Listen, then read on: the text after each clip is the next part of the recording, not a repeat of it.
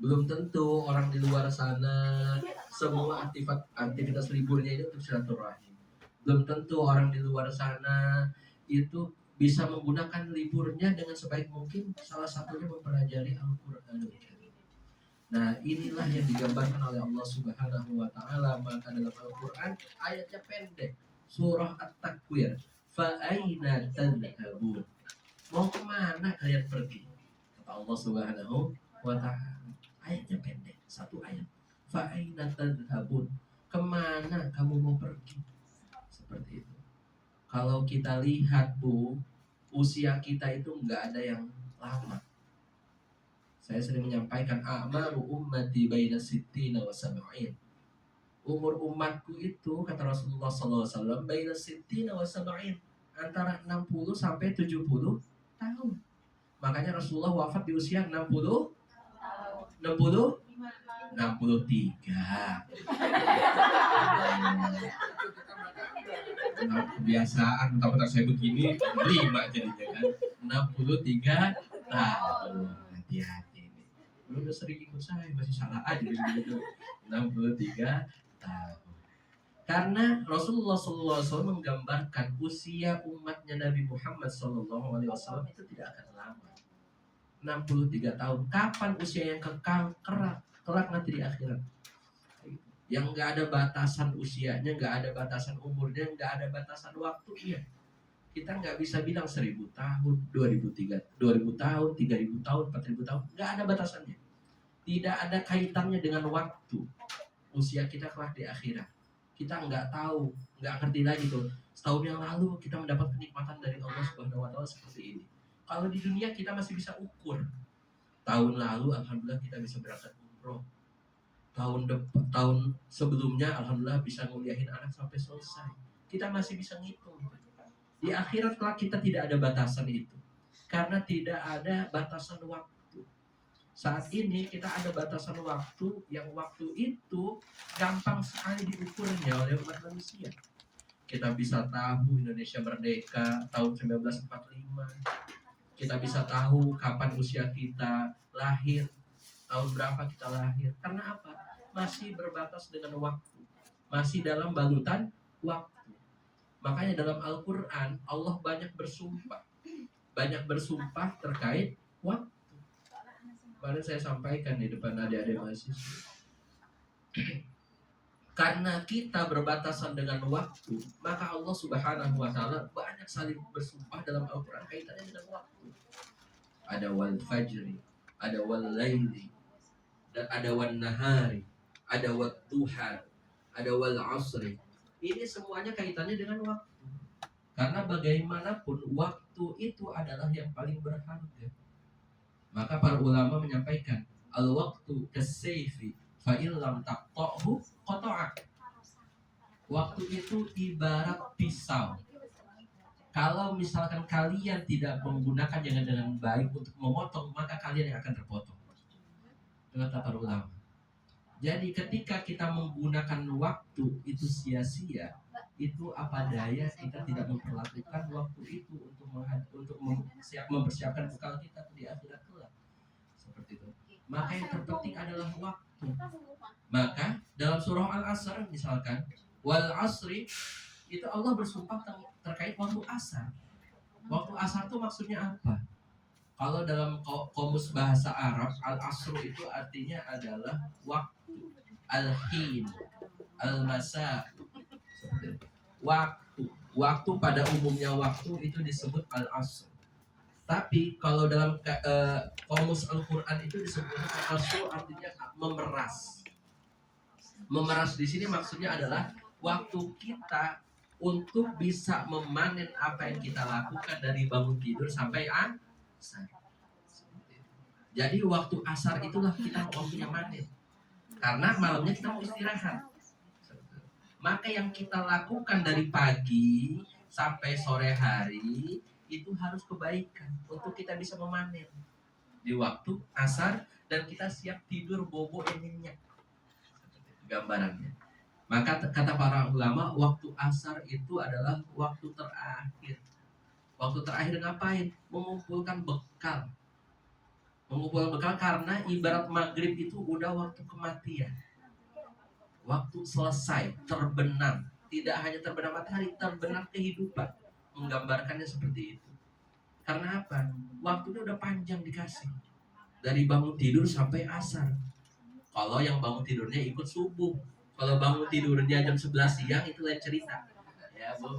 Jadi waktu bangunnya dari subuh, sebelum subuh udah bangun, habis itu sebelum subuh sudah tahajud, kemudian sholat witir, sudah baca Al-Quran, kemudian sholat qobliyah subuh, habis sholat subuh ngaji lagi, nungguin waktu syuruk, kemudian sholat isyraq, habis sholat isyraq, kemudian nungguin waktu duha, sholat duha. Karena apa? Ini yang kita panen nanti kelak di waktu asar. Maka dari itu Allah Subhanahu wa taala menggambarkan waktu asar, wal asri. Wal asri itu kaitannya dengan waktu kita memanen. Tapi kemudian Allah Subhanahu wa taala menggambarkan innal insana lafi khusr. Sesungguhnya manusia dalam kerugian. Nah, di sini redaksinya Allah Subhanahu wa taala pakai kata al-insan. Kalau al-insan itu maknanya sebenarnya sama, Bu. Dalam Al-Quran itu ada ya bani Adam, seperti itu, al-insu, dan lain sebagainya yang derivasi maknanya sama dengan al-insan. Tapi kenapa Allah Subhanahu wa taala menggunakan kata al-insan? Ternyata al-insan itu maknanya adalah menurut para ulama itu manusia dan segala aktivitasnya. Jadi bukan cuma manusia, semua aktivitas manusia dari pagi sampai sore hari tadi itu maksud kata al-insan yang tertulis termaktub dalam Al-Quran 65 kali. Nah, mungkin Bu Asmi ini mau jadi volunteer, mau baca ada 65 kali, mau ngitung silahkan. Dari surah Al-Baqarah sampai surah An-Nas, al-insan ada 65, pengen pikir. Ya, silahkan Bu. Ntar saya tunggu sebelum maghrib. Jadi ada 65 kali kata al-insan. Artinya ini Allah nggak main-main. Menggunakan kata al-insan kaitannya dengan waktu dan aktivitas semua umat manusia ada di situ. Nah, karena aktivitas umat manusia yang ada di situ, innal insana lafi khusrin. Banyak orang yang rugi karena aktivitasnya. Waktunya sama 24 jam dikasih waktu. Tapi ternyata banyak yang rugi. Karena tadi maknanya insan adalah manusia dan segala aktivitasnya. Banyak yang rugi, lafi khusrin, dalam kerugian orang-orang itu. Kalau misalkan kita, mohon maaf ibu-ibu yang kita Allah Subhanahu wa taala, kalau kita pengen membangga-banggakan harta, mungkin kita tidak disebut rugi. Kurang kaya apa dulu Korun, hingga ditenggelamkan oleh Allah Subhanahu wa taala. Kalau kita membangga-banggakan kekuasaan, kurang kuasa apa dulu Fir'aun, seperti itu. Kalau kita bangga-banggakan tentang kekuasaan, seperti itu. Waktunya sama dikasihnya. Dari zaman Nabi Adam diciptakan sampai saat ini semuanya sehari 24 jam, sehari semalam, enggak lebih dari dulu. Sama 24 jam. Tapi kenapa orang-orang itu merugi? Innal insana lafi khusrin. Karena tadi semua aktivitasnya seorang manusia itu tidak digunakan dengan baik. Maka karena ini suratnya pendek, kita lanjut. Innal insana lafi khusrin illal ladzina amanu. Nah, ternyata ada orang yang gak rugi. Siapa yang gak rugi? Yang pertama itu orang beriman. Kita sudah pernah bahas beberapa pekan lalu siapa orang beriman. Dalam surah Al-Anfal dijelaskan innamal mu'minuna idza dzukirallah wajilat qulubuhum wa idza tuliyat 'alaihim ayatuhu zadatuhum imana wa 'ala rabbihim yatawakkalun. Masih ingat, Bu? Masih ingat enggak? Nah, orang beriman itu seperti itu. Idza dzukirallah wajilat qulubuhum, disebut nama Allah, bergetar hatinya. Dia takut akan siksanya Allah Subhanahu wa taala. Dia gemetar gimana nanti nikmatnya Allah Subhanahu wa taala. Ngebayangin aja nggak bisa. Karena kita nggak tahu seberapa dahsyatnya nanti hari kiamat, seberapa nikmatnya nanti hari kiamat. Itu tergantung kita. Maka kaitannya dengan iman, ibu, illa alladzina amanu, seluruh kata iman di dalam Al-Quran itu pasti disandingkan dengan suatu amalan. Karena cuma iman itu nggak selesai. Iman itu hatinya berkata, ya, saya meyakini, dalam hatinya meyakini juga, kemudian mengerjakan apa yang diperintahkan, itu iman. Tapi dalam Al-Quran semua kata iman itu disandingkan dengan perbuatan, dengan kata kerja. Alladzina yu'minuna bil ghaibi wa yuqimuna shalah. Orang beriman berarti mendirikan sholat. Wa yu'tuz zakah, menunaikan zakat. Yunfiquna fi sabilillah, apa? Berinfak di jalan Allah. Semua dikaitkan dengan perbuatan, semua dikaitkan dengan amal kebaikan. Itu kaitannya dengan iman. Maka ketika kita mengaku beriman kepada Allah Subhanahu wa taala, bergetar hati kita, ingat semua kebaikan Allah Subhanahu wa taala. Wa idza tuliyat 'alaihim ayatuhu zadatuhum imana. Dibacakan ayat-ayat Allah Subhanahu wa taala, nambah keimanannya. Ayat-ayat Allah, ingat, tidak hanya ayat qauliyah yang ada di dalam Al-Qur'an, tapi juga ayat kauniyah. Ngelihat gunung bagus, kita ingat Allah Subhanahu wa taala. Lihat laut yang lepas yang bagus, ingat Allah Subhanahu wa taala. Ketemu kambing lucu, ingat Allah Subhanahu wa taala. Ketemu apa? Binatang-binatang yang bagus, itu ingat Allah Subhanahu wa taala. Karena ayat itu bukan cuma qauliyah, tapi ada juga ayat-ayat kauniyah yang kaitannya dengan alam semesta.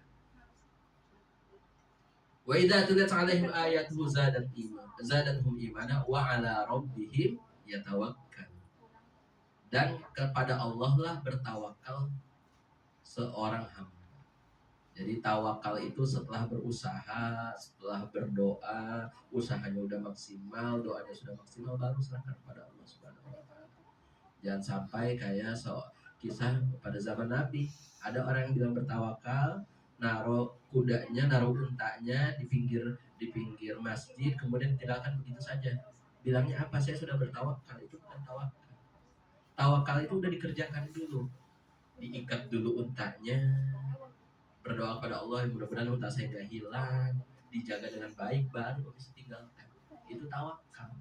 Maka konsep tawakal itu harus dipahami. Tawakal itu kita udah maksimal berusaha, udah maksimal berdoa, serahkan sisanya pada Allah Subhanahu wa taala. Maka Imam Ibnu Athaillah menjelaskan, arih nafsaka minat tadbir. Istirahatkan dirimu dengan segala sesuatu yang udah diurus oleh Allah Subhanahu wa taala. Itu konsep tawakal. Jadi kalau udah diurus Allah Subhanahu wa taala, jangan mikirin. Udah selesai.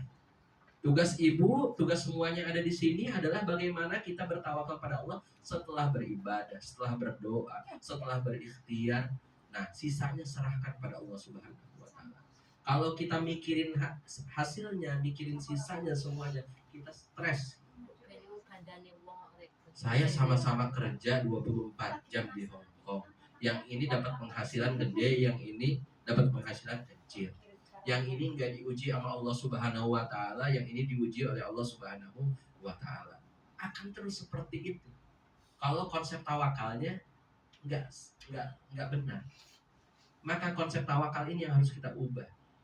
Serahkan semua hasilnya kepada Allah Subhanahu wa taala. Kita cuma berikhtiar dan berdoa. Itu konsep tawakal. Itulah orang-orang yang beriman, yang kelak nggak masuk dalam golongan yang merugi tadi. Lafi khusrin tadi. Itu yang pertama, orang beriman. Kemudian apa selanjutnya? Illa ladzina amanu wa amilus shalihat. Adalah orang yang beramal saleh. Maka dalam surah Al-Mu'minun ayat 99 sampai ayat 100 dijelaskan, hatta idza jaa ahadahumul maut qala rabbirji'un la'alli a'malu shalihan fima tarak. Sampai datang ajal, malaikat maut nyabut ruh kita. Kemudian semua umat manusia itu bilang, qala rabbirji'un, ya Allah kembalikan aku ke dunia. Balikin nih ke dunia. Sampai kapan? Karena aku pengen melakukan amal soleh. Maka Bu, ada golongan orang yang pulang ke alamnya Allah Subhanahu wa taala, ruhnya dicabut oleh Allah Subhanahu wa taala, ketika dia wafat, mohon maaf, ada orang yang nggak mau buru-buru dibawa ke kuburan. Orang yang meninggal itu. Ada golongan orang yang nggak mau buru-buru di kuburan karena apa? Kelak diadab di kubur. Tapi ada orang-orang yang pengen banget segera dibawa ke kuburannya setelah wafat. Karena apa? Dia akan mendapatkan nikmatnya kubur.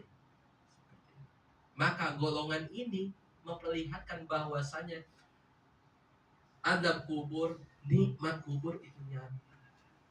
Bahkan dalam sebuah hadis disebutkan, semua itu makhluk Allah Subhanahu wa taala kecuali manusia itu mendengar nikmat maupun siksa kubur. Kecuali siapa? Kecuali manusia. Kalau manusia mendengarnya pasti pingsan. Dalam riwayat Nabi Muhammad SAW. Walau sami'ahal insan la so'ib, kata Rasulullah. Kalau manusia mendengar siksa kubur itu bakal pingsan. Maka kalau lihat beberapa, saya pernah lihat video burung ataupun ayam dibawa ke kuburan seperti itu, berkokok kenceng-kenceng dan sebagainya, bisa jadi mendengar siksa kubur seperti itu. Karena dijelaskan dalam riwayat Nabi, semuanya mendengar kecuali manusia. Maka orang-orang yang tadi tidak memperlakukan waktu dengan baik itu nggak mau buru-buru dibawa ke kuburan, nggak mau disiksa. Nah, mudah-mudahan kita tergolong orang-orang yang buru-buru pengen dibawa ke kuburan, Bu. Tapi jangan sekarang, ya. Saya nggak mau sekarang, Bu. Ya, nanti aja. Kalau bekalnya sudah cukup. Kapan cukupnya, Bu? Nah, kembali ke masing-masing. Ibu-ibu yang dirahmati Allah Subhanahu wa taala, tegang bener nih. Nah, masalah kubur, tenang, insyaallah. Udah baik. Illal ladzina amanu wa amilus solihati wa tawasaw bil haqqi. Tawaso itu makna dasarnya adalah wasiyah. Wasiyah itu berarti mengajak sebenarnya. Mengajak apa? Kepada kebaikan yang hakiki. Di situ al-haq wa tawaso bil haq. Karena yang hak itu datangnya dari Allah Subhanahu wa taala.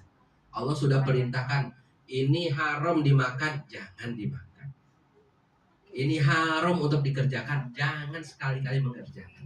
Ini halal, silahkan diambil. Jangan deh ya. Jadi ini kaitannya dengan hak, kebaikan yang hakiki, datangnya dari Allah Subhanahu wa taala. Karena benar menurut manusia itu belum tentu benar menurut Allah Subhanahu wa taala. Seperti itu. Contoh sederhana, misalkan tadi Mbak Nova ini nggak suka jangan asem, sayur asem, kayak gitu. Bagi saya itu enak banget sayur asem, kayak gitu. Karena ini apa? Kebenaran yang relatif. Bagi saya itu enak, bagi Nova nggak enak, kayak gitu. Kalau kebenarannya adalah ukuran manusia, tapi ini adalah ukuran Allah Subhanahu wa taala. Yang kata Allah nggak boleh, jangan coba deket-deket. Yang kata Allah halal, ya silahkan dekati. Seperti itu. Dalam Al-Quran misalkan wa ahallallahu al-bai'a wa harrama riba. Allah halalkan jual beli, jangan deketin riba. Yang riba itu diharamkan. Maka jangan sekali-kali untuk mendekati yang berbau riba. Seperti itu. Yang halalnya silahkan dikerjakan. Itu adalah al-haqqu birrabbik. Dan kita semua ibu-ibu nggak mau masuk surga sendirian, pasti ngajak orang tua kita, saudara kita, teman kita. Saya enak-enaknya surga, mohon maaf Bu, nggak ada temennya gimana Bu rasanya? Nggak ada teman ngobrol. Maka kita ibu-ibu yang Allah Subhanahu wa taala wa tawasaw bil haq, saling nasihat menasihati dalam kebaikan. Itu yang diperintahkan Allah Subhanahu wa taala. Ketika ada saudara kita yang keluar jalur, ayo nasihatin baik-baik. Yang dinasehatin juga jangan apa namanya, sensitif lah, baperan, kayak gitu. Dinasehatin baik-baik malah lebih galak. Ya. Justru terima kasih. Seperti itu. Maka ibu-ibu yang mati Allah Subhanahu wa taala, kaitannya dengan amal sholih, dengan nasihat menasihati, Karena ini adalah kaitannya dengan hubungan kita kepada Allah dan hubungan kita sebagai seorang manusia dengan manusia lainnya. Karena pernah ada kisah, Bu. Saya mau cerita. Boleh cerita, Bu? Boleh ya. Jadi suatu ketika Rasulullah SAW diadukan oleh seorang sahabat. Beliau bilang, wahai Rasulullah, saya bersaksi ada seseorang di antara saya ini amalannya baik, orangnya baik, seperti itu, ibadahnya bagus. Tapi Rasulullah SAW menjawab, iya finnar. Kata Rasulullah, dia di neraka. Ini kata Rasulullah SAW. Kemudian karena Rasulullah SAW itu bilang dia tidak di neraka, Rasulullah kemudian menambahkan, kalau dia tidak bertaubat dan meminta maaf. Ternyata, Bu, hubungan dia yang tadi disebutkan dia di neraka itu dengan Allahnya bagus, tapi sesama manusianya dia enggak. Berarti kaitannya hablum minallah dengan hablum minan nas itu harus seimbang. Kita ke Allahnya bagus, ibadahnya rajin, zikirnya rajin, ngajinya rajin. Tapi kalau muamalah dengan sesamanya itu buruk, maka itu tanda-tanda muslim tidak baik. Makanya kalau kita pernah bahas waktu itu, kita pretelin rukun Islam, kita pernah pretelin rukun Islam ya, Bu. Waktu itu saya lupa pertemuan berapa itu, lama banget. Kalau kita lihat dari mulai syahadat, kemudian sholat, zakat, puasa, haji, itu kaitannya semua dengan hablum minallah, tapi tidak cuma di hablum minallah, hablum minannas juga. Kita syahadat, kalau misalkan kita lingkungan kita enggak baik, lingkungan kita juga enggak mendukung, bisa jadi mohon maaf naudzubillah murtad. Sholat, kita sholat, lingkungan kita enggak baik, kita bisa ke bawah, enggak bisa sholat kalau imannya enggak kuat. Apalagi zakat yang sudah kewajiban 2,5% cuma dikeluarkan setiap bulannya, seperti itu. 2,5% itu enggak banyak, ibu-ibu. Dibandingkan pajak berapa sekarang Pak? Pajak penghasilan 10% pajak penghasilan. Zakat cuma 2,5% yang kewajiban. Dan kapan wajib dikeluarkannya? Kalau misalkan penghasilan kita dalam 1 tahun kebeli kurang lebih 85 gram emas. Contoh, Bu, sekarang emas berapa segram? Oh, yang emas 2. Kalau emas muda kayak temen-temennya ya. Gampang lah, misalkan 1 juta lah ya gampangnya. Yang 70% ya. Ya kan, sejutaan ya. Nah, misalkan emas biar hitungnya gampang, 1 juta rupiah. Kalau kita punya penghasilan dihitung dalam 1 tahun 85 gram emas, artinya 85 juta. Lebih dari itu penghasilan kita harus keluarin zakatnya setiap bulannya 2,5%. 2,5%. Berarti kalau 85 juta dibagi 12 berapa, Bu, sebulannya? Berapa? 85 dibagi 12. Ayo, 85 bagi 12. Kalkulator. Hah? 7. Oh, 85, oke, 7. Berarti kalau udah gajinya 7 juta rupiah, itu udah kena zakat. Pajak ini bahas zakat ini. Penghasilan tahunan boleh dibayar setiap tahun 2,5%-nya, boleh di tiap bulan. Tapi mohon maaf, setan itu punya cara khusus gimana caranya kita nggak mau mengeluarkan harta. Kalau kita bayar setahun, kelihatan gedenya 2,5%. Ya kan? Tapi kalau per bulan nggak kerasa seperti itu. Maka jangan sampai kita wafat kita belum bisa bayar zakat, karena itu tekniknya syaitan. Gimana caranya? Kalau setahun dikumpulin gede nih bayar zakatnya, kelihatan 2,5%-nya berapa dari 85 juta tadi, seperti misalnya. Nah, tapi kalau per bulan insya Allah mudah. Dan itu kewajiban, jangan lupa. Dan itu kaitannya zakat itu kewajiban untuk apa? Hablum minan nas, bukan hanya hablum minallah. dan itu wajib dikeluarkan untuk membersihkan diri kita, membersihkan harta kita. Itu yang diperintahkan oleh Rasulullah SAW. Makanya ketika Rasulullah wafat ada golongan orang yang nggak mau bayar zakat sampai diperangin oleh sahabat Abu Bakar bin Siddiq karena nggak mau bayar zakat. Dia Muslim tapi nggak mau mengeluarkan zakat. Padahal itu rukun Islam. Seperti itu. Jadi yang dikatakan zakat itu cuma zakat fitrah di Ramadan. Seperti itu. Ada zakat mal, ada zakat fitr. Zakat fitr dan zakat mal. Yang misalkan punya sawah, yang punya peternakan itu juga wajib dikeluarkan zakatnya. Punya sawah misalkan, kalau dialirin airnya itu kita pakai apa sebutannya? Irigasi yang dari alam misalkan, itu dikeluarkannya 5%. Seperti itu zakatnya. Setiap kapan? Setiap panen. Kalau yang berkebun, bersawah dan sebagainya. Karena yaumah hasadi dalam Al-Qur'an. Kalau yang tadi itu zakat penghasilan namanya. Kalau ini yaumah hasadi, waktu panen. Tapi kalau misalkan airnya, pupuknya, irigasi dan sebagainya itu dari hasil keringat kita sendiri, kita ngadain apa namanya? Apa tuh yang diesel ya? Mesin diesel untuk ngalirin airnya, kita keluar biaya untuk nyolok listriknya dan lain sebagainya.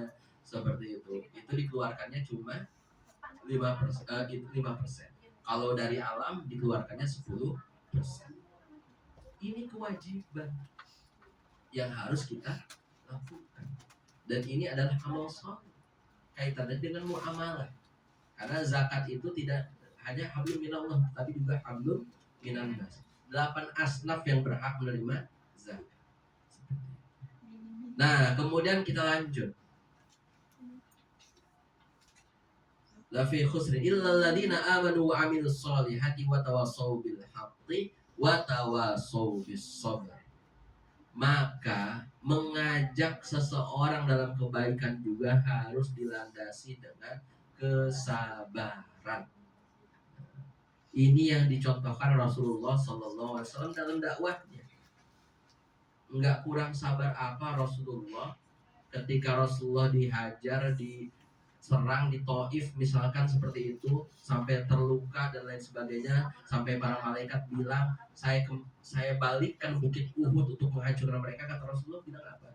Gak usah. Fa innahum la ya'lamun, mereka tuh gak tahu, belum dapat hidayah, kata Rasulullah. Ini dakwahnya Rasulullah SAW. Maka izin saya sampaikan, ibu-ibu yang saat ini mengajak kebaikan kepada saudara-saudara di luar sana, teruskan, lanjutkan. Jangan patah semangat, lanjutkan. Yang ngajak ngaji temannya di luar sana, mungkin tadinya 2 orang, 3 orang, kayak Bu Yulis tuh pernah cerita, dulu di sini cuma 2 orang, 3 orang saya ajak tambah banyak. Alhamdulillah. Seperti itu. Tugas kita cuma mengajak. Fadzakir innama anta mudzakir. Maka berilah peringatan, karena kamu cuma pemberi peringatan, kata Allah Subhanahu wa taala. Dakwah itu mudah, cuma ngasih peringatan, ngasih nasihat ke orang lain. Seperti itu. Yang sulit apa? Yang sulit kita pengen orang yang kita nasihatin semuanya jadi soleha, semua jadi soleh, itu sulit. Maka dalam Al-Quran disebutkan lasta alaihim bimusaitir. Bukan kamu yang berhak mengurus hati mereka. Seperti itu. Nah, tadi ini konsep tawakal. Kita gimana pun ngajak kebaikan kepada orang lain, hasilnya serahkan kepada Allah Subhanahu wa taala. Yang penting kita mengajak kepada kebaikan. Tapi mohon maaf Ibu, jangan sampai kita bilang, oh ini orang sombong banget ngajaknya kebaikan dulu nih, sok suci dan lain sebagainya. Nah, jangan sampai ngerasa seperti itu. Tenang aja Bu, anggap aja angin lalu. Seperti itu. Jangan baper juga ibu-ibu yang ngajak kebaikan ke orang lain. Lanjutkan, itu kebaikan. Dilanjutkan, jangan putus semangat, jangan patah semangat, dilanjutkan. Karena kita tugasnya adalah memberi nasihat kepada saudara-saudara kita. Maka dari itu, yang saat ini ibu-ibu punya amalan, misalkan hariannya, jangan lupa muamalahnya juga harus baik kepada sesama. Jangan sampai jomplang. Sholatnya rajin, ibadahnya rajin, tapi muamalahnya buruk. Hei para penghuni surga, amin. Amin. Berapa banyak Bu habis ngaji, pulang ngaji, kemudian mencemooh orang-orang yang nggak ngaji. Banyak. Ya hati-hati tuh. Kita ngerasa ngaji, ngerasa penghuni surga. Pas kita pulang ya teman-teman kita nggak ngaji. Banget sih nggak ngaji, gue lo bisa ngaji. Hati-hati nih. Itu ria. Tapi jangan juga kita meninggalkan kebaikan karena takut dianggap ria. Hati-hati nih juga. Kata Ali bin Abi Thalib, tarkul amali ala wajhir riya fahuwa riya. Ini kata Imam Ali bin Abi Thalib. Meninggalkan kebaikan, sebuah kebaikan karena takut dianggap ria, itu adalah ria. Ini hati-hati. Kita mau sholat duha, waduh, ntar dibilang apa namanya, so alim nih, kayak gitu. Akhirnya nggak jadi sholat duhanya. Itu ria, Bu. Karena apa tadi? Tarkul amal, meninggalkan perbuatan karena takut dianggap ria, itu adalah ria. Kita ngajak kebaikan karena terus kita dibilang takut ria, gak usah ngajak kebaikan. Akhirnya kita nggak jadi tuh ngajak kebaikan. Itu adalah ria. Nah, ini hati-hati. Kembali kepada diri kita. Masalah ria, masalah sum'ah, penyakit hati, cuma Allah yang tahu. Maka dari itu kita selama melakukan kebaikan untuk kebaikan bersama dilanjutkan. Lanjutkan saja. Maka yang terakhir tadi watawasau bis-sabr, yaitu mengajak kebaikan tapi dengan penuh kesabaran. Contoh Rasulullah SAW dakwah. Seberapapun beratnya ujian yang Allah berikan kepada Rasulullah, Rasulullah itu mampu. Kekurangan harta Rasulullah pernah, kehilangan apalagi. Dari kecil udah kehilangan bapaknya, agak gedean dikit kehilangan ibunya, kehilangan pamannya, kehilangan kakeknya, kehilangan istrinya. Ini Rasulullah kurang kehilangan anak laki-lakinya, semuanya wafat semua. Seperti itu. Ini kalau masalah kehilangan, Rasulullah lebih kehilangan. Masalah kemiskinan, Rasulullah pernah bahkan sampai mengganjal perutnya pakai batu. Karena apa? Karena saking nahan laparnya kita, insya Allah di sini nggak ada semua ganjal pakai batu. Minimal di sini ganjal pakai cireng. Buatannya Mbak Dina sama Mbak Wati. Insya Allah nggak ada di sini orang yang ganjel perutnya pakai batu, bener nggak Bu? Ada nggak Bu? Saking laparnya ganjel pakai batu, ada nggak? Nggak ada, insya Allah. Ini Rasulullah saking pernah kondisi semiskin itu, ganjel perutnya dengan batu. Maka dari itu, sebaik-baik contoh yang bisa kita contoh adalah Rasulullah Shallallahu Alaihi Wasallam. Maka Bu, rajin-rajin baca sirahnya Nabi Muhammad Sallallahu Alaihi Wasallam. Nah, kitabnya situ ada, bukunya ada. Dibaca, ngaji selesai, masak selesai, jangan pada ngerumpi, tapi baca buku. Ini buku boleh dibaca loh Bu, di sini silakan. Yang penting jadi bawa pulang, begitu. Jadi silakan dibaca, seperti itu. Untuk memperkaya khazanah kehidupan. Ibu-ibu yang dirahmati Allah Subhanahu wa Ta'ala, maka dari itu mudah-mudahan kita tidak termasuk orang-orang yang merugi, yang tidak memanfaatkan waktu dengan sebaik-baiknya. Karena kalau kita udah menghadap Allah Subhanahu wa Ta'ala, nggak ada kesempatan buat balik lagi. Kita ketinggalan patadong, ketinggalan air, bisa beli di jalan Bu. Nah, kita udah sampai Allah Subhanahu wa Ta'ala, pengadilan Allah Subhanahu wa Ta'ala, amalan kita ketinggalan di dunia, nggak bakal bisa balik lagi. Udah selesai di situ, argonya udah putus. Seperti itu. Maka dari itu, ini adalah bekal yang terbaik adalah kita sendiri. Perihal bonus itu nanti dari keturunan kita. Itu bonus. Anak soleh, wakaf yang kita keluarkan, itu adalah bonus dari Allah Subhanahu wa Ta'ala. Semuanya kembali kepada umat manusia itu sendiri. Jadi kebaikan nanti dipanennya oleh sendiri, bukan sama orang lain.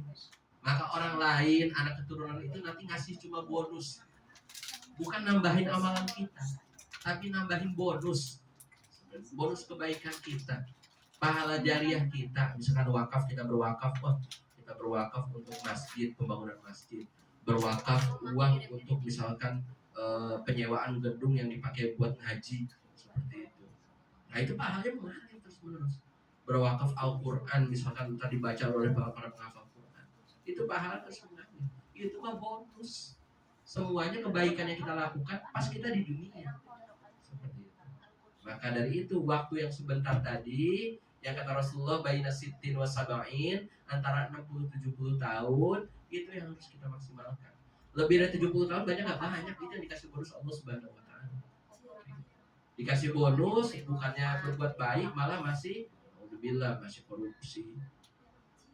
Itu alhamdulillah seperti itu. Padahal dikasih bonus lebih dari 70 tahun usianya. Makanya bonusnya bonus buat korupsi.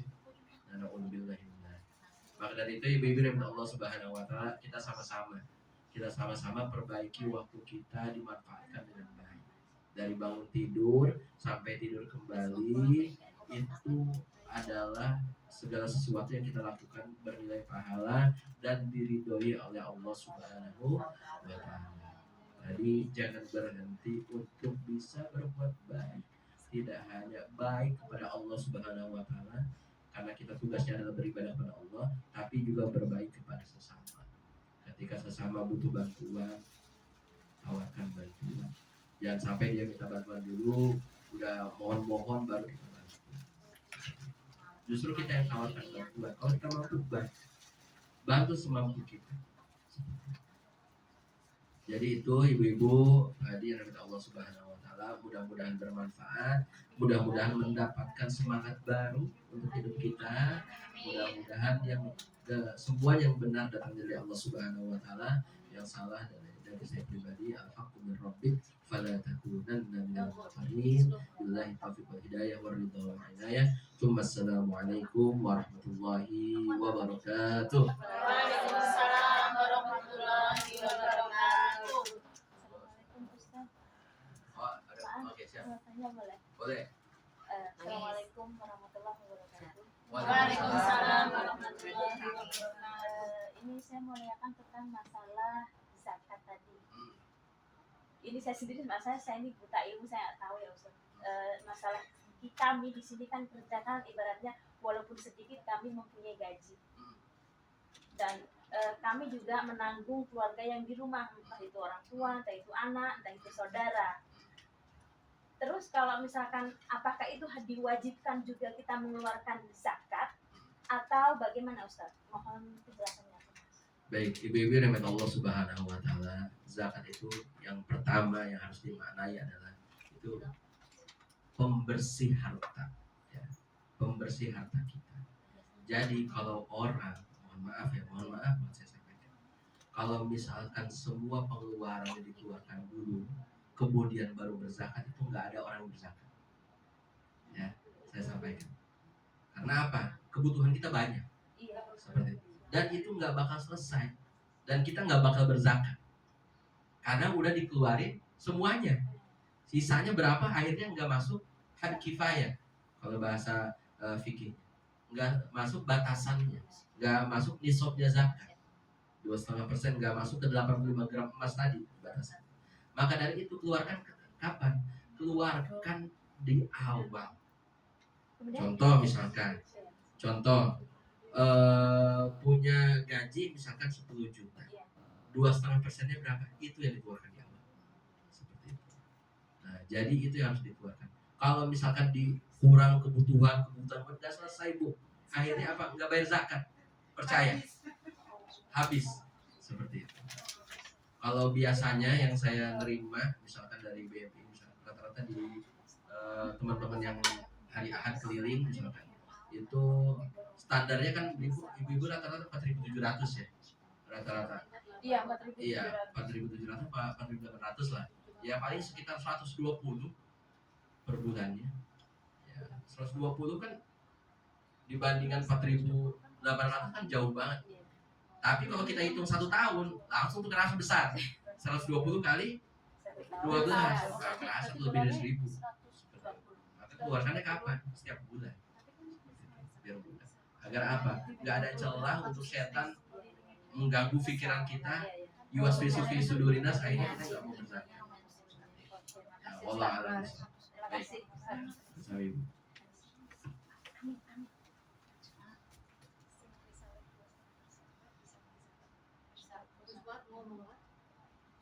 Berarti kalau misalkan misalkan menyampaikan zakat itu dibawa ke sini dalam 1 bulan sekali ibaratnya. Dalam 1 bulan sekali bisa Ustaz? Bisa, bisa. Bisa ke sini misalkan ataupun kalau saran saya Iya. pokoknya ke lembaga. Karena apa? Allah Subhanahu wa taala menggariskan ada namanya amil zakat yang mengurusi semua harta zakat. Nah, diberikan ke amil zakat. Boleh nggak kita ngasih langsung ke orang yang membutuhkan? Boleh. Tapi mohon maaf, itu ada namanya kita mohon maaf. Kalau kita sederhananya ibu-ibu dikasih uang sama orang lain setiap bulannya, pasti ada perasaan nggak enak. Benar nggak Bu? Iya. Misalkan, mohon maaf, misalkan setiap bulan saya dikasih sama Bu Hajar nih, setiap bulan. Ujung-ujungnya saya jadi menghormati Bu Hajar.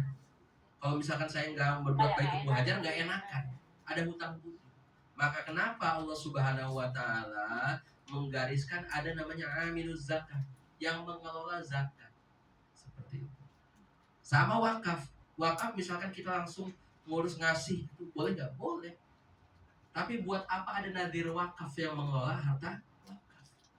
Dan itu sudah digariskan. Ada nadir wakaf, ada amil zakat. Seperti itu. Nah itu silakan diberikan kepada para amil zakat, nanti dikelola dananya. Dananya buat siapa? Ya buat umat kembali. Seperti itu. Buat aktivitas lembaga zakat. Kemudian juga buat aktivitas pendidikan, kesehatan, sosial, agama, dan lain sebagainya. Itu kaitannya dengan lembaga. Jadi silakan ibu ditunaikan ke lembaga zakat yang terpercaya. Monggo. Dompet duafa bisa ya bisa. Karena dompet duafa lembaga zakat. Wallahu a'lam bishawab. Baik, silakan. Ya, silakan.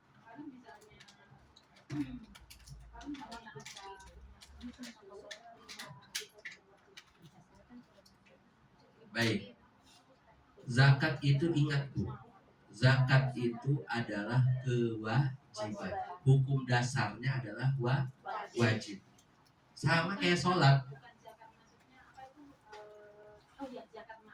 Iya. Sama kayak sholat. Berarti zakat itu wajib, sholat wajib. Berhaji juga wajib kalau mampu. Seperti itu. Zakat pun wajib kalau mampu tadi. Mampunya apa? Tadi nisabnya sudah sampai 85 gram emas dalam setahun. Seperti gampang sederhananya. Nah, bagaimana kalau misalkan punya anak asuh? Seperti itu, anak asuh dan lain sebagainya. Itu kaitannya dengan hal lain itu. Itu dengan hal lain. Karena kewajibannya adalah apa? Berzakat. Nah, ketika misalkan punya anak asuh, misalkan itu diniatkan dana zakat saya buat anak asuh saya, ya silakan aja, monggo saja. Seperti itu. Dikeluarkan dari dana zakat itu, ya silakan saja. Tapi kalau saran saya, lebih baik dikeluarkan dulu dari zakatnya. Anak asuh itu ibarat anak kita sebenarnya. Anak kita yang kita asuh. Jadi tidak menggugurkan kewajiban kita untuk berzakat. Seperti itu. Bahkan di Indonesia sekarang ada peraturan terbaru itu zakat pengurang pajak. Ya kan? Jadi pajak itu bisa dikurangin kalau kita udah bayar zakat. Kayak gitu. Ada slipnya. Seperti itu. Ada laporannya, oh saya zakat ya. Nah ini kalau misalkan di Indonesia. Kalau di Hongkong saya nggak tahu kebijakannya. Ya, kebijakan Kementerian Luar Negeri saya nggak mengerti. Seperti itu. Tapi kalau di dalam negeri itu zakat pengurang pajak. Nggak tahu sekarang aplikasinya udah sejauh apa, prakteknya di Indonesia sudah sejauh apa saya belum tahu. Itu Allah. Ya, baik Bu. Silakan. Ada lagi pertanyaan?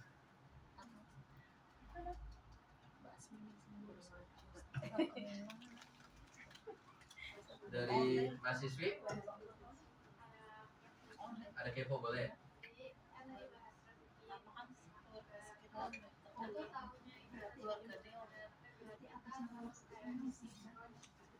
baik. Baik. Apa yang dimaksud istidraj? Nah, ini kembali. Istidraj yang ibu-ibu ketahui itu apa istidraj? Istidraj adalah sesuatu hal yang Allah berikan terlalu berlebihan tetapi tidak baik untuk sebenarnya untuk kita. Dan sebenarnya Allah itu bahasa Jawanya saat melulu, tapi tidak ada kebaikan di dalamnya. Istidraj itu sederhananya begini Bu. Kita nggak melakukan kebaikan, kita tidak taat kepada Allah Subhanahu Wa Taala, tapi diberikan kenikmatan. Sederhananya seperti itu. Jadi kita ngerasa nih, saya aja nggak sholat, ini rumah saya mewah. Ya kamu katanya sholat mulu, belangsak hidupnya. Nah, bahaya nih yang kayak begini. Banyak nggak Bu di Banyak masyarakat? banget ya. Banyak banget. Banget. Saya sholat mulu, ibadahnya rajin, ngajinya rajin, kok belangsak mulu hidupnya. Kalau bahasa orang Betawi ya, Iya. belangsak nggak bahasa Indonesia? Bangsa itu apa ya? Susah banget hidupnya. Iya, lebih susah lagi. Tingkatannya kata Bu Dina lebih susah lagi belangsak. Nah, jadi bagaimana kita mengetahui apakah itu istidraj, apakah itu rezeki kita? Sederhananya kita cek ibadah kita. Ibadah kita itu pada Allah, kepada kita muamalah dengan manusia itu sudah baik atau belum? Kalau sudah baik, sudah maksimal, itu berarti rezeki dari Allah Subhanahu wa Ta'ala. Tapi kalau misalkan ternyata itu istidraj, berarti gara-garanya kita nggak ibadah. Seperti itu. Dapat kebaikan. Maka dari itu pembersih harta adalah tadi, jangan lupa zakat. Kalau kita khawatir itu istidraj, keluarkan zakat. Seperti itu. Kenapa harus dikeluarkan tadi? Pembersih harta kita, pembersih jiwa kita. Itu zakat. Maka kenapa kenapa zuriatnya Rasulullah, kenapa Rasulullah sendiri, kemudian anak cucunya itu tidak berhak menerima zakat? Karena memang itu zakat itu kalau bisa dibilang itu adalah harta yang harus dibersihkan. Saya nggak nyebut itu harta kotor, tapi harta yang harus dikeluarkan dan harus dibersihkan. Seperti itu. Untuk orang lain, untuk kebutuhan 8 asnaf tadi, 8 asnaf zakat. Fakir, miskin, gharimin, alil zakat, fisabilillah, seperti itu. Dan lain sebagainya. 8 asnaf zakat. Wallahu a'lam bishawab.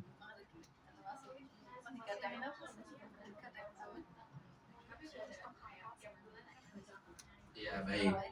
Bagaimana untuk mahasiswa misalkan nih, ini kondisinya mahasiswa-mahasiswi yang mereka belum bekerja tapi ada sanggup tiap bulan. Ingat, maka sabtum dalam Al-Qur'an itu disebutkan wa mimma razaqnahum kasabtum. Apa yang kalian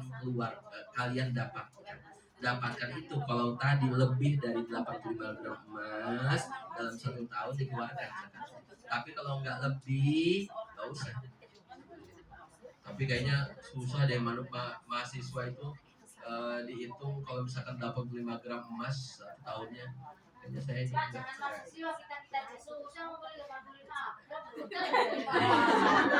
Iya makanya. Nah tadi tapi jangan lupa, jangan lihat kebutuhannya di awal. Seperti itu. Kalau lihat kebutuhannya nggak selesai, Bu. Nggak ada yang bayar zakat, yakin. Justru malah banyak kekurangan, Ustaz. Ya semuanya kurang semua, kayak gitu. Nah, makanya harus dari awal brutonya yang dikeluarkan. Di awalnya harus dikeluarkan. Bukan pas dan sudah habis. Sama kepada orang tua misalnya. Jangan nunggu sisa di awal ngasihnya. Kayak gitu. Kalau nunggu sisa kita nggak ngasih ke orang tua. Kayak gitu.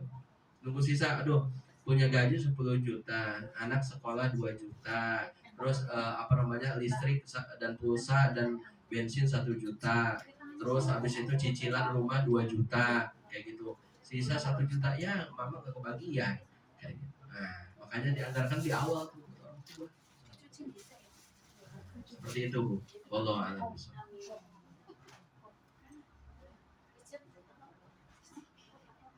Baik, ibu-ibu, sudah? Ada lagi yang masih mengganjal di hati? Monggo.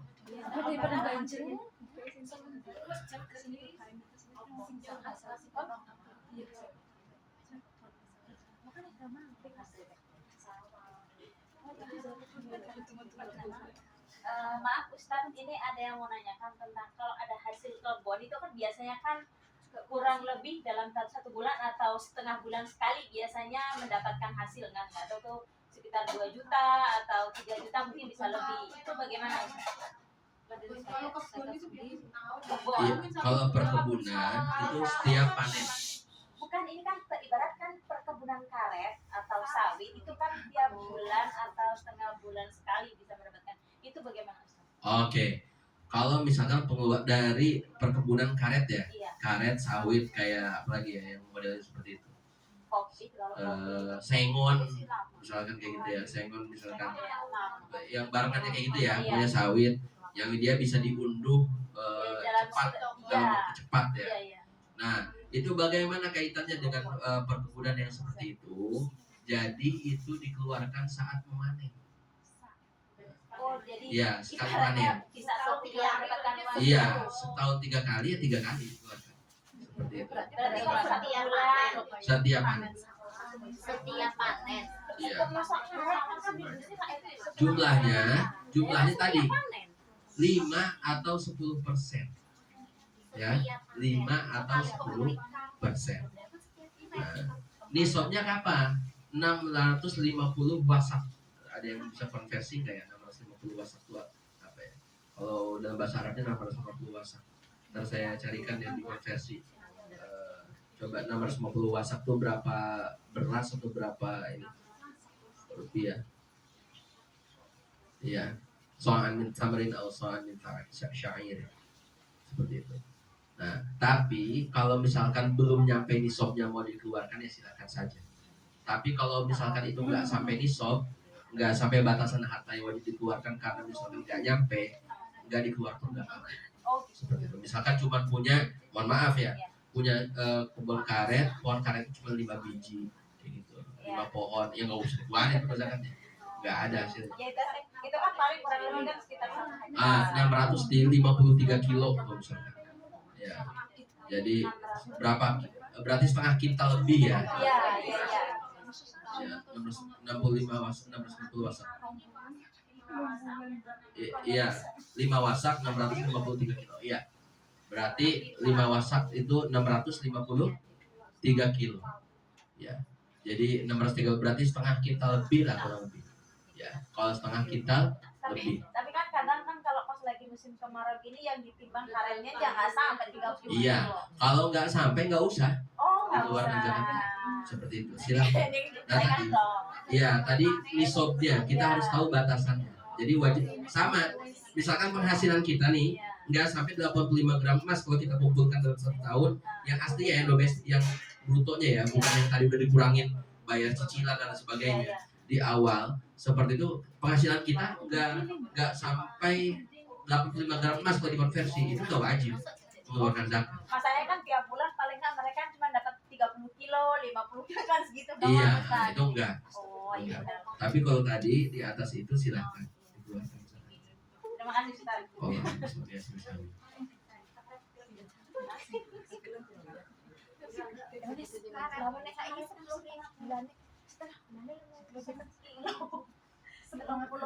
Iya kan ini kan kemarau.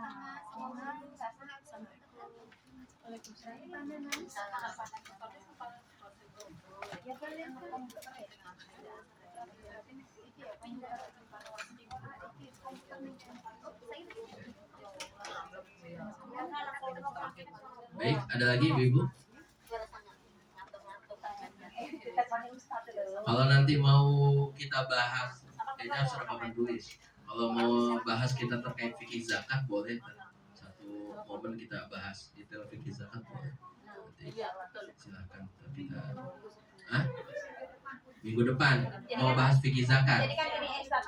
Kalau Iya, boleh. ibaratnya kalau udah ada zakat, oh iya 1 bulan Oh, saya iya. harus mengeluarkan zakat sekian Ya dan boleh. nanti kan Nah, ada minggu depan kita bahas fikih jadi zakat. tenang, jadi tenang. Oh ya kewajiban saya ibarat, oh saya sholat kan wajib saya sholat udah saya lakukan. Saya udah mendapatkan rezeki sekian, saya udah zakat. Berarti rasa hati itu udah nggak ada was-was lagi itu nah Ustaz. Boleh. Ya nanti kita adakan kelas fikih zakat biar ibu-ibu tahu semua nih, detailnya. Alhamdulillah. Baik. Sudah ibu-ibu? Sudah, alhamdulillah. Oh, yang hitung zakatnya prakteknya nanti dengan Pak Adi ikut kelas komputer. Biar nggak pegal di kalkulator, jadi rumus Excel. Ya Pak Adi. Ya, itu kurikulum ekstra itu. Baik. Baik, kita tutup dengan doa kafaratul majlis. Subhanakallahumma wa bihamdika asyhadu an la ilaha illa anta astaghfiruka wa atubu ilaik. Silakan Ibu. Ibu lanjutkan. Ini salah coba. Ustaz, ini kue-kue ini dapat kiriman dari Bu Nur Hasanah, Ketua TSC Sabtu Ceria. Masya Allah, berkah beliau, Masya Allah. Alhamdulillah, terima kasih Bu Hasanah. Berkah usianya, dimudahkan segala sesuatu. Al-Fatihah.